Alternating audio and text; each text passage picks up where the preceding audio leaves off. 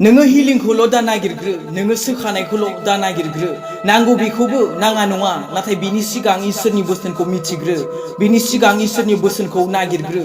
हिलिंखौलाय नों मुलि जानानैबो मोनगोन जायनि जाहोनाव बोसोनाव बुंदों मेथ्यु चैप्टार 6 verse 33 आव नाथाय इसोरनि रायजो आरो बिनि धोरोमखौ नागिरग्रो अब्लानो बियो बेफोर गासैखौबो नोंसोरनो होदेरगोन नोंनो गोजोननाय नांगौ नों गोजोननाय मोनगोन नोंनो शान्ति नांगौ शान्ति मोनगोन नोंनो सोखानायखौ हिलिंखौ नांगौ नों सोखानायखौ मोनगोन जेब्ला नों सिगां बे इसोरनि रायजोखौ नागिरग्रोगोन जेब्ला नों सिगां बे इसोरखौ नागिरग्रोगोन नाथाय मानसिया नागिरदों हिलिंखौ सोखानायखौसो आरो हिलिंखौथ' मोदायाबो होनो हायो अजायाबो खालामनो हायो मुलि जानानैबो नों हिलिंखौ मोनगोन जायनि जाहोनाव दिनै गोबां ख्रिस्टियानफोरानो थाबिस गानो अजानाव थाङो अजा फोथायो न'आव इसे माबा जाबा अबेबा नायखांनो थांनाय सोरबा माबा जायोबा झारि फैनाय अबेबा माबा जायोब्ला लाव बेगरखौ सिन्थाय फोथायलाय लांगोन मानि थाखाय बेफोरलाय हिलिंखौ मोननायनि थाखायसो सोखानायखौ मोननायनि थाखायसो जेब्ला बेमार नायथिं थाखा फैसाफोरा जोबगोन अब्लासो आरज खालामनो मानसि नागिरबायगोन अब्लासो इसोरनि खाथियाव फैगोन मानि थाखाय हिलिंखौ मोननो थाखाय बेमारनिफ्राय सख'नायखौ मोननो थाखाय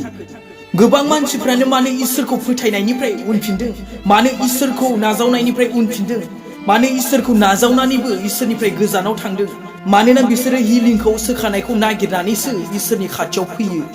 इसोरखौ फोथायनानै फैया सोखानायखौ नागिरनानैसो फैयो जिउआव बासायजानायखौ नागिरनानै फैया देहा हिसाबै थांनानै थानायखौ बासायजानायखौ नागिरनानैसो फैयो साबधान ख्रिस्टियान नखरफोर नोंनि बे थाबिस गाननाया अजानाव झारि हैनाया अजा फोथायनाया अजा नायखांहैनाया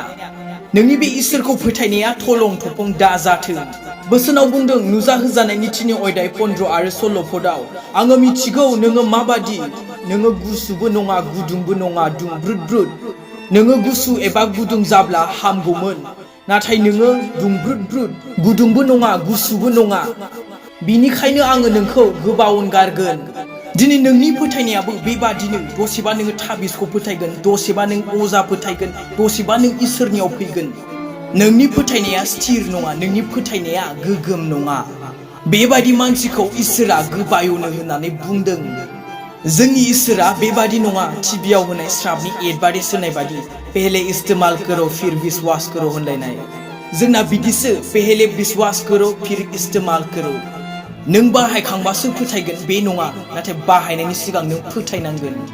नोंनो सोखानायखौ नांगौबा सिगां बे इसोरखौसो फोथायनांगोन फोथायनायजोंसो गासिबो सम्भब बेनिखायनो हिलिंखौ नागिरनायनि सिगां सोखानायखौ नागिरनायनि सिगां बेमारनिफ्राय सख'जानायनि सिगां बे इसोरखौ नागिरग्रो बे इसोरखौ फोथायग्रो